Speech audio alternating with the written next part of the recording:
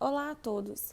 Vocês já devem ter ouvido falar que os linfócitos CD4 são as células do nosso sistema imune que é atacado pelo vírus da imunodeficiência humana, o HIV, que provoca a AIDS. O que acontece é que esse vírus ele utiliza um receptor de CD4 para ganhar a entrada nos linfócitos T. Nós veremos que essa estrutura, o CD4, é um correceptor do TCR, os receptores do linfócito T, que será tema da nossa aula de hoje. Bom, vocês devem se lembrar que os linfócitos são células que agem na imunidade inata e adaptativa e que são encontrados nos órgãos linfóides, principalmente no baço e no linfonodo. Além dos linfócitos B, nós temos também os linfócitos T, e esses serão divididos em distintas subpopulações que diferem entre si e nas suas funções. Os linfócitos são as únicas células a apresentarem receptores de antígenos clonalmente expressos, de modo que cada linfócito individual apresentará um receptor específico, mas ao se ativar e multiplicar, vai gerar vários clones que possuirão este mesmo receptor. Sendo assim, os receptores de célula T fazem parte dos chamados receptores imunológicos, que nada mais são que uma família de complexo de receptores tipicamente compostos de proteínas integrais de membrana. O TCR, ou receptor de célula T, foi descoberto no início dos anos de 1980, por volta do mesmo tempo que as estruturas do complexo de histocompatibilidade principal, os MHCs, também estavam sendo definidos. O que acontece é que, semelhante ao que se observa em receptores de células B, o receptor de célula T também tem um sítio de ligação do antígeno. A diferença é que o receptor das células T não tem a capacidade de se ligar sozinho ao patógeno, ou seja, de interagir propriamente dito com o antígeno sozinho, enquanto o receptor de célula B tem. Os receptores de linfócitos T, eles precisam que os antígenos sejam internalizados, processados e apresentados pelas células apresentadoras de antígenos, que são os macrófagos, os linfócitos B e as células dendríticas que nós já comentamos, via esses complexos que chamamos de MHC. Mas não se preocupem que esse complexo de histocompatibilidade principal será abordado em nossas próximas aulas. Antes de mais nada, vamos nos concentrar nas estruturas desses receptores de antígenos das células T, que nada mais são que heterodímeros que consistem em duas cadeias polipeptídicas transmembranares. Nesse sentido, basicamente, nós temos dois tipos de receptores de linfócitos T com relação à sua estrutura. Eu tenho um TCR chamado de alfa-beta, ou seja, que apresenta uma subunidade alfa e outra beta. E eu ainda tenho outro receptor, outro TCR chamado de gama-delta. Qual que é a diferença entre eles ou qual que é a importância de nós sabermos disso? É que a grande maioria dos nossos linfócitos são chamados de linfócitos alfa-beta, que são os linfócitos que só reconhecem peptídeos associados às moléculas APCs via MHC. Já os TCR gama-delta, ainda se sabe pouco sobre essas moléculas. Ela é encontrada também em poucas células. O que acredita-se é que ela consiga reconhecer diretamente o antígeno, independente da apresentação via MHC. Hoje, nós focaremos nos receptores que são muito bem descritos na literatura, que são os receptores TCR alfa-beta.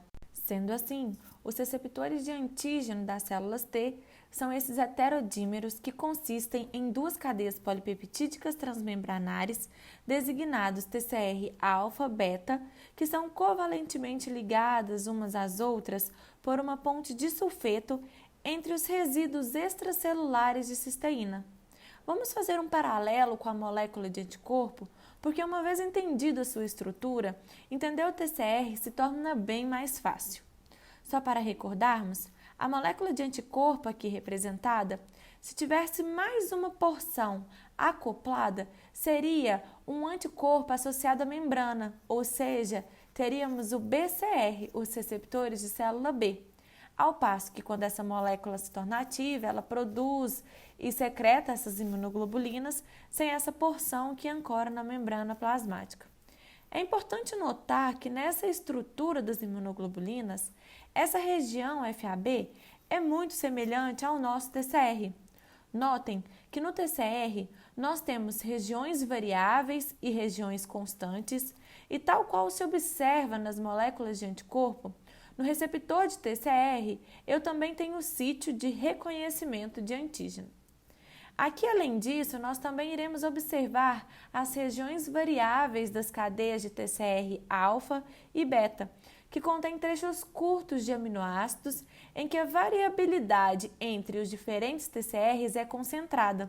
São nesses locais que iremos encontrar as regiões hipervariáveis ou determinantes de complementariedade, assim como lá nos receptores de célula B.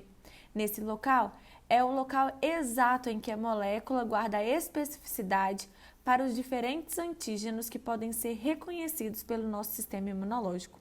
Assim, 3 CDRs ou determinantes de complementariedade para a cadeia alfa e 3 regiões similares da cadeia beta em conjunto formarão a parte do TCR que reconhece especificamente os complexos peptídicos associados ao MHC. Vocês devem se lembrar que assim como nós temos essas regiões variáveis no anticorpo, nós também temos as regiões constantes.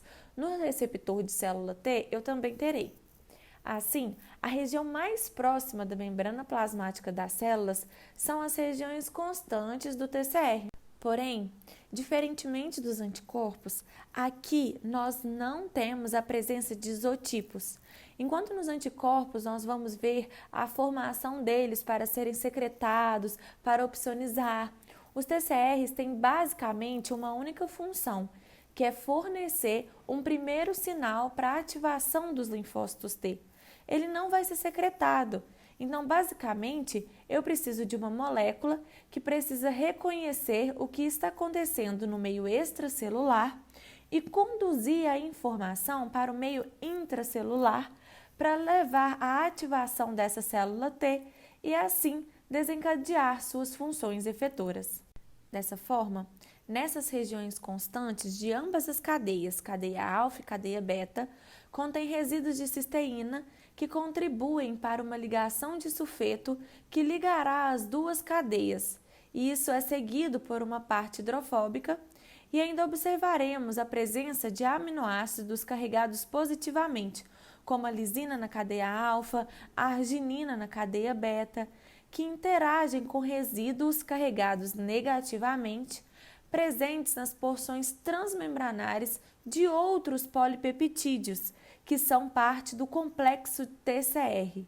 Mas vamos com calma. O que acontece é que, associado ao TCR, nós temos outros polipeptídeos, chamados de CD3 e zeta, que formarão esse complexo, o complexo TCR, que interagem nessas porções transmembranares.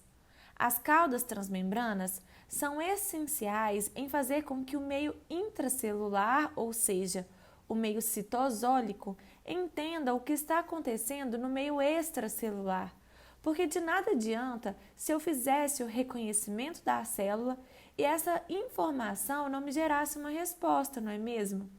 Então, quem faz isso são essas caudas que sinalizam cascatas de proteínas quinases, enfim, que sinalizam os processos iniciados no meio extracelular. Uma curiosidade é que ambas as cadeias TCR, alfa e beta, têm caudas citoplasmáticas carboxiterminais que possuem de 5 a 12 aminoácidos de comprimento. Essas regiões citoplasmáticas são muito pequenas para a função de transdução de sinal e moléculas associadas fisicamente ao TCR funcionam como transdutoras de sinal pelo complexo receptor de antígeno. Resumindo, então, o que nós temos é que essas proteínas CD3 e zeta estão associadas de forma não covalente ao heterodímero TCR alfa-beta para formar o complexo de TCR. E quando o TCR reconhece o antígeno, essas proteínas associadas levam à tradução de sinais que resultam na ativação da célula T. Vale a pena chamarmos atenção que as proteínas CD3 e a cadeia zeta são idênticas em todas as células T independentemente da especificidade, o que é consistente com o seu papel na sinalização e não no reconhecimento de antígeno. Bom, entendido sobre o complexo de TCR, onde está o CD4 que conversamos no início da aula? Antes de mais nada, vocês devem saber que as proteínas CD4 e que nós também temos as proteínas CD8 são os correceptores de células T. Elas estão intimamente relacionadas com a ativação dos linfócitos T propriamente dito. Isso porque elas se ligam às regiões não polimórficas das moléculas de MHC e facilitam a sinalização pelo complexo TCR durante a ativação das células T. Então, recapitulando, as células T alfa-beta maduras expressam CD8 ou CD4. E é dessa forma que nós temos os linfócitos TCD4 ou os linfócitos TCD8, que nós já conhecemos por nome em nossas aulas anteriores, sendo que os linfócitos TCD4 irão reconhecer peptídeos apresentados pelo MHC de classe 2, ao passo que os linfócitos TCD8 reconhecerão peptídeos associados ao MHC de classe 1. Porém, como eu disse anteriormente, nesse momento do curso, o que vocês devem saber é que os linfócitos não reconhecem peptídeos sozinhos. Eles precisam dessas glicoproteínas CD4 ou CD8 expressas em suas células, agindo como correceptores de células T, fazendo essa interação com as moléculas de MHC presente nas APCs. Logo mais, nós vamos estudar com detalhes esse complexo, chamado de complexo de histocompatibilidade principal. Por fim, é importante pontuarmos sobre a presença das moléculas coestimulatórias. Elas participam das respostas ao antígeno, mas não são receptores de antígeno propriamente dito. Elas cooperam com sinais de TCR para promover a ativação das células T. Iremos ver com detalhes sobre a ativação de células T em nossas próximas aulas e, com isso, falaremos também um pouco sobre elas.